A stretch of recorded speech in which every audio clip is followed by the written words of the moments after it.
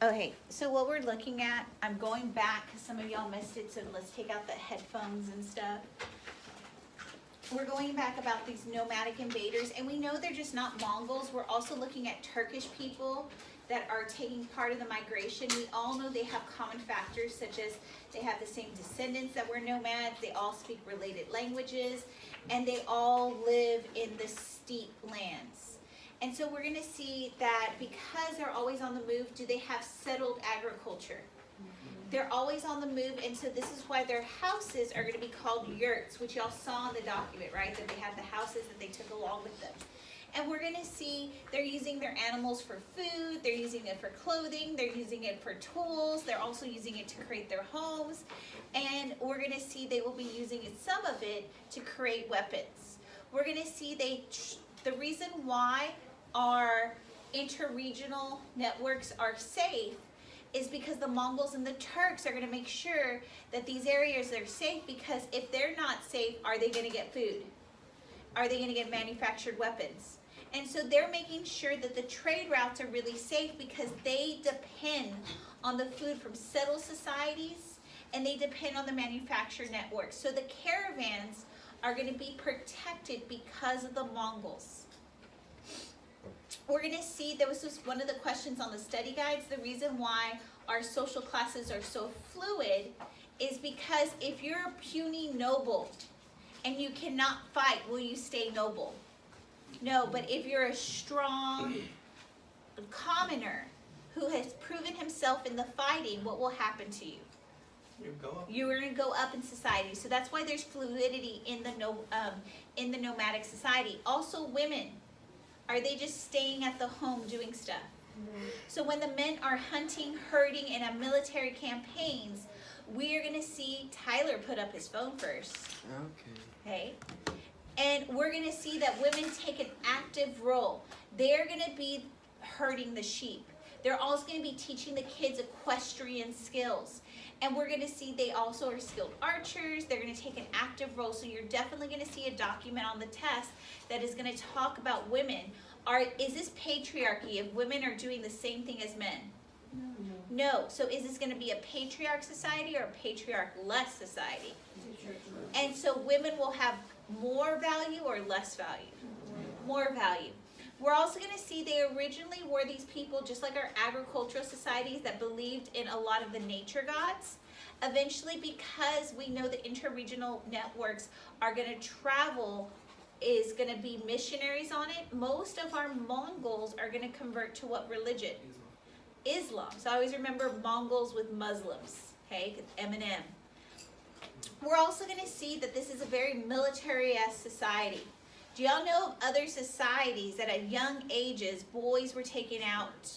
Sparta, okay? And we're going to see the same thing here. The men and the women are teaching those kids at a very young age to be equestrians, to be artists, archers, and this will lead to their battle tactics, which y'all probably saw, right, in the reading, okay? They're very vicious. We're going to see they're very mobile, and this is why they're able to take over a vast realm that we saw on our map. So here's part of the realm that they took over, and we'll talk about the other areas that the Mongols are going to take over besides what the Turks took over. This is Temujin. He will be known as Genghis Khan. We've talked about him. Again, he's going to be a lower commoner who rises up. And we're going to see that by 1206, he's the universal ruler because he's united all the Mongols. He's taken away tribal affiliation, brought up people who were nobles and said, look, you don't have that position anymore. Only the people who have prowess will move up. And we see he creates a merit system, that if you are good, if you're a skilled military, you will move up in society. And that's why people like him and they allowed for him to take control. We're going to see he also creates a stateless society because they lacked what? A government. They lacked a government, and yes, they'll tax, but this is one of the main reasons why the Mongols will not last. They'll last a little bit longer than the Roman Empire, but because of the lack of central government, they're going to rely on locals to have their central government. We're going to see he's very significant because he's tolerant of other religions, except when they get into India, right? They weren't tolerant of Buddhism and Hinduism. They're going to be tolerant of most religions. We're going to see he's going to create the first Mongol script. And also, he creates this whole type of like diplomacy in battle. If people surrender, what does he do? Let them live. If they don't surrender, what does he do? Kills them. And so this is a typical image of what we'll see with the Mongols. They're always on horses and they hadn't cut this elf-like hat. So we're going to see the Mongols. The reason why they were so successful is because they're skilled military.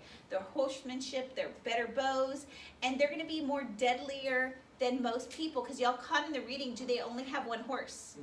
How many horses do they have? 4, right? They at least have multiple so that when one horse gets tired, what do? And then can they stay on those horses for a very long period of time? And so most time when the Mongols are attacking other societies, they retreat and everybody's like, okay, we're fine. But they're retreating to get what? More horses. More horses, and then they come back. And were the people ready for them? No. And that's why they're able to obliterate their enemy. And also these Mongol military men, are they able to survive on lack of food? Yes. And if they have no food, what do they drink?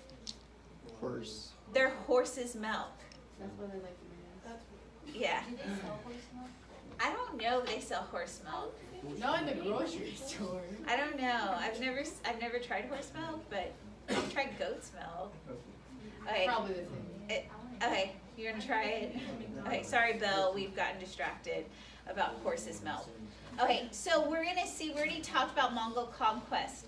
But eventually, once the Mongols take over an area, we're gonna have a peace, a Mongol peace, and we're gonna see stability. The other thing we're gonna see is a vast amount of trade. We're gonna see foods that were not common in areas such as Persia as rice, and we're going to see millet is going to traverse because the Mongols are making the trade network safe. We're going to see new inventions. What were some of the inventions you saw the Mongols had for their horses? Stirrups, saddles, what else? The satchel. Armor, the satchel to put food in, right? Okay, the modern man bag, right? And so we see a lot of things. Okay, purse, okay. So we see a lot of ideas, and this will traverse. So the Mongols really help cross-cultural diffusion. And so here are all the empires. Eventually they're going to go into Russia, which is the Golden Horde. They're going to go into China, which they know that they take down the Song, and we get the Yuan dynasty because of this guy named Kublai Khan. Kublai Khan is the grandson of Genghis Khan, and we see when he goes into China, is he going to tolerate the Chinese or is he not going to tolerate the Chinese? He doesn't allow them to intermarry. He doesn't allow them to learn the Mongol script. And we're going to see eventually this will lead to the Chinese people being very upset because he's going to take away their Confucian schools. Eventually the Chinese people, what do you think they're going to do to Kublai Khan? They're going to overthrow him, and this will lead to the Ming dynasty that we'll talk about later. And so we see in the Golden Horn, one of the relatives of Kublai Khan will take over. And what Russia basically does, they were like, okay, there's no way to beat the Mongols. They said, okay, we'll let them take over Moscow. We'll let them take over Kyiv, and we'll just move our capital to Moscow, a little bit further northwest. And that's how the Russians deal with them. They're like, okay, have the land, we'll just move. So they move their capital versus dealing with the Mongols. We're going to see Mongols, you know, they're significant because of all the trade stuff, but there is one bad thing which we'll get to in chapter, you've seen it a little bit in this chapter, you'll see it more in chapter 20 and 21, is the plague, the bubonic plague. Because they're taking care of these caravans, besides the rats, the Mongols are the other group of people that disseminate the bubonic plague, which will lead to the decline of commercial intertrade. It's going to lead to the decline of population, and it's going to lead to the eventual demise of the Mongols, because do you think people are going to accept them? Eventually, when Mongols start fighting other people and they have the plague, they're going to launch their own people who have the plague at the enemies. Like that's even in sickness, they're doing it. All about the flea. yeah. Okay. Also mechanical. We're going to see, besides the plague, they do bring military and scientific innovation. We're going to see this plague is going to lead to the decline of trade, decline of populations, and we're going to see that they will eventually get into the Mediterranean world. So the bubonic plague will go from where we see the Mongols all the way across Europe and then all the way across Asia. So the lasting impact, they do conquer a whole lot of area. They don't get all the way to Egypt. They're thrown out of Syria, but we're going to see they're able to conquer because of their military prowess. Also, they're going to lead to the decline of population because of the bubonic plague. And eventually the Mongols will be taken over by the Ottoman Turks. So this guy, the lame conqueror, Turlane, will eventually be able to control what we know as Constantinople. You know Constantinople?